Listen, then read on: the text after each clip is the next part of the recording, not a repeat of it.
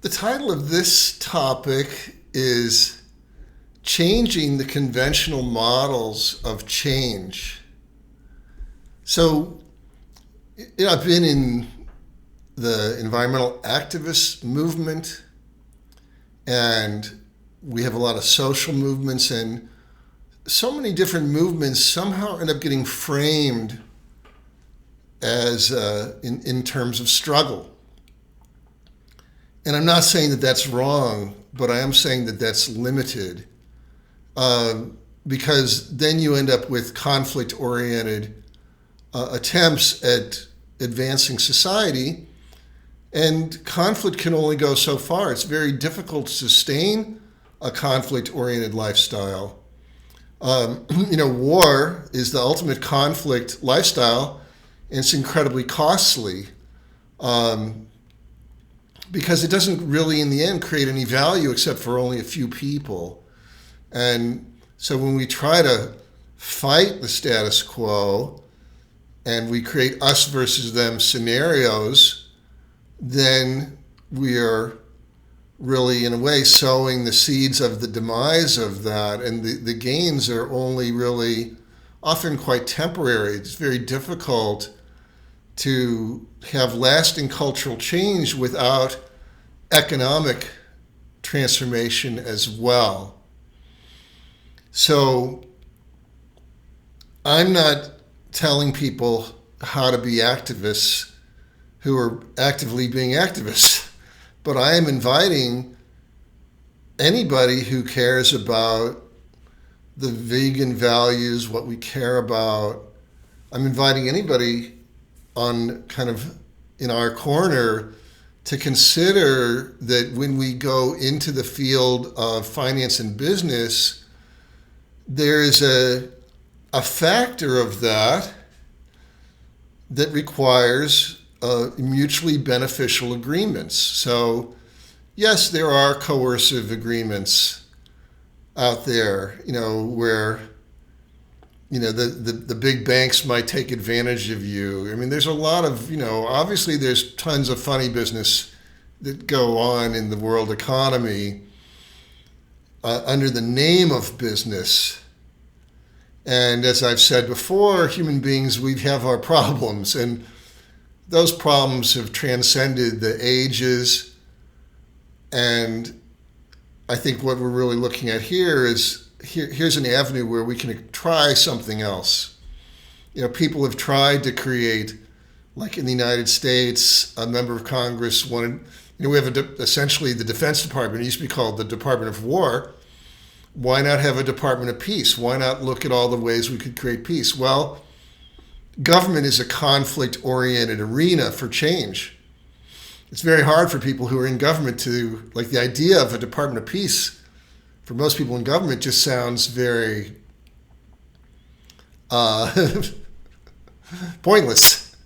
I think that's the only way to call it.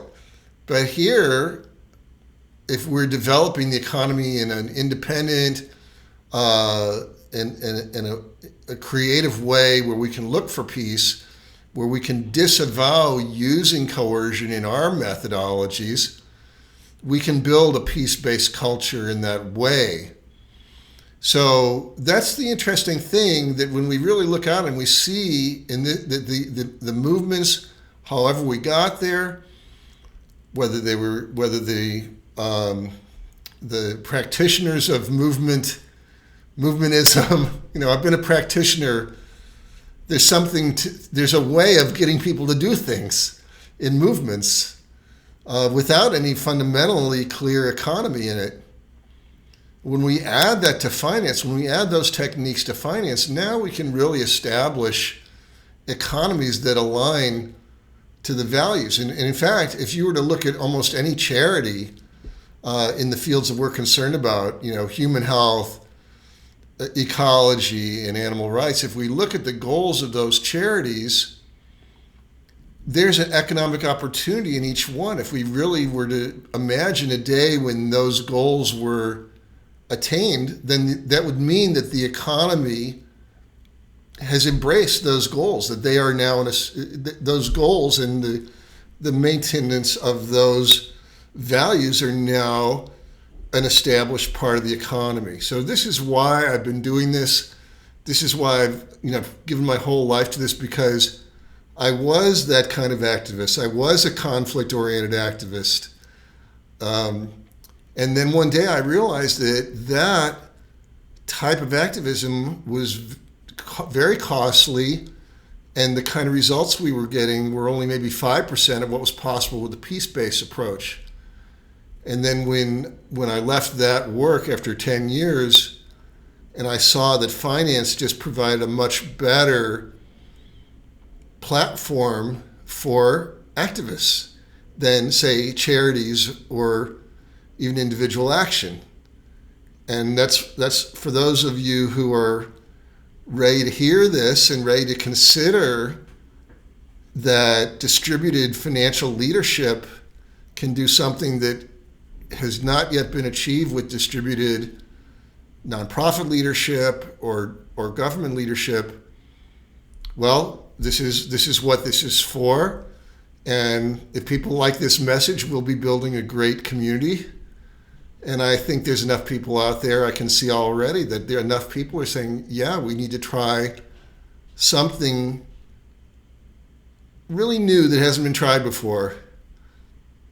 That's what Vegan Launch is. That's why I'm taking the time to make this course for free, so that as many people who want to learn this notion can do it without any risk on their part except the time. As long as you're enjoying the videos I'm putting together and the lessons, carry on. If it doesn't make sense, obviously do what you think is the best for the cause.